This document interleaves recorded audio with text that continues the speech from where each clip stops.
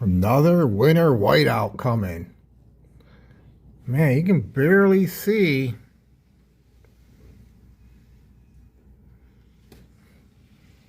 I don't know, 150 feet, 200 feet. Definitely can't see 300 feet. Still see a tiny house fall.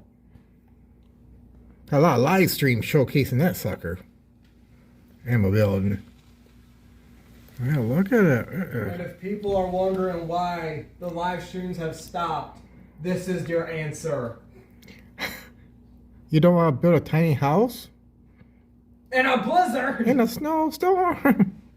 Yeah, this ain't do you want to build a snowman? This is do you want to build a tiny house in a blizzard? Sooner than later, a tiny house will take back off.